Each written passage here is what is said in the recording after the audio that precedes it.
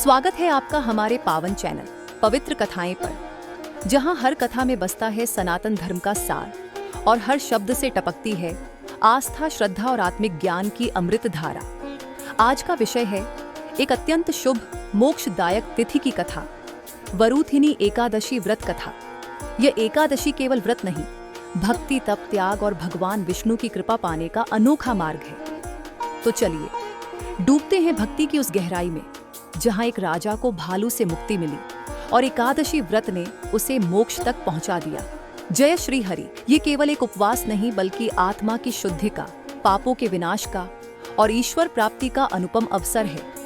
इस एकादशी की महिमा स्वयं भगवान श्री कृष्ण ने राजा युधिष्ठिर को बताई थी। आइए इस पुण्य प्रसंग की कथा में प्रवेश करें। युधिष्ठिर विनय पूर्वक बोले, हे वासुदेव, कृपया यह बताइए कि वैशाख मास के कृष्ण पक्ष में कौन सी एकादशी होती है, उसका नाम, महत्व और पूजन विधि क्या है। कृपा कर उसका वर्णन करें। भगवान श्री कृष्ण प्रसन्न मुद्रा में बोले, हे राजन, वैशाख कृष्ण पक्ष की जो एकादशी आती है उसे वरूथिनी एकादशी कहा जाता है। ये इस लोक में भी सौभाग्य देने वाली है और परलोक में भी मोक्ष का द्वार खोलती है। इस एकादशी के प्रभाव से पापों का क्षय होता है, सुख की प्राप्ति होती है और आत्मा परम गति की ओर अग्रसर होती है। राजन, इस व्रत को करके मांधाता, धुंधुमार और अनेक अन्य राजा स्वर्ग लोक को प्राप्त हुए थे।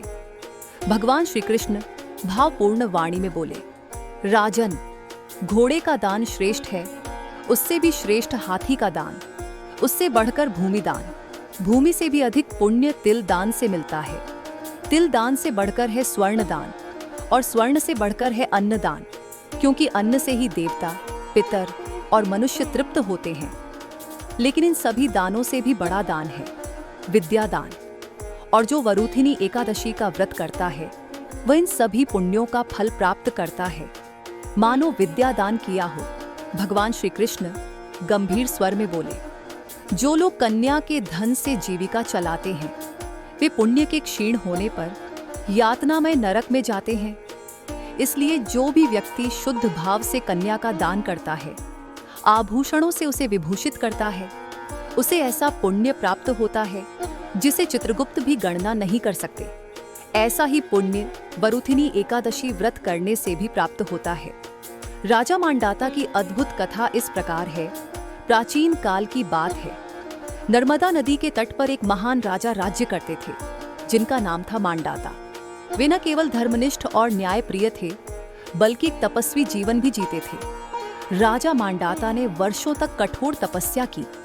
वे एक वृक्ष के नीचे बैठे अपनी सारी इंद्रियों को वश में करके केवल भगवान विष्णु के ध्यान में लीन रहते थे। एक दिन जब वे तप में लीन थे, तभी वहां एक जंगली भालू आ गया। उसने राजा का पैर पकड़ लिया और खींचने लगा।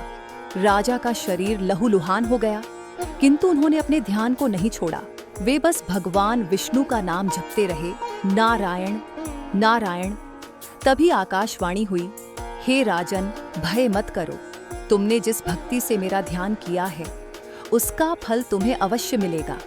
कुछ ही क्षणों में भगवान विष्णु स्वयं प्रकट हुए और उन्होंने उस भालू का वध कर दिया। भगवान विष्णु बोले, हे मांधाता, भालू के आक्रमण से तुम्हारा शरीर अब दुर्बल हो गया है। अब तुम मत्स्य तीर्थ जाकर पवित्र स्नान करो और वरूथिनी एकादशी का व्रत विधि पूर्वक करो। इससे तुम दिव्य शरीर प्राप्त करोगे और स्वर्ग लोक में वास करोगे। राजा मांधाता ने भगवान की आज्ञा का पालन किया।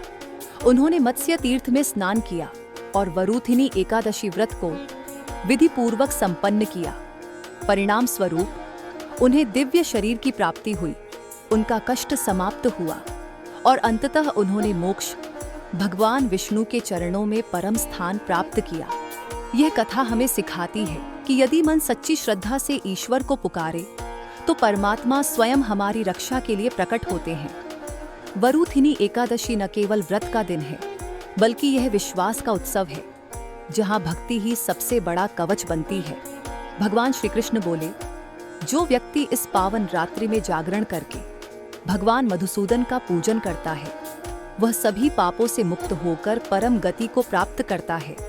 पाप से डरने वाले धर्म प्रिय मनुष्य को इस व्रत को अवश्य करना चाहिए। जो इसे श्रद्धा से पढ़ता है या सुनता है उसे भी सहस्त्र गौदान का फल प्राप्त होता है और अंततः वह विष्णु लोक में प्रतिष्ठित होता है।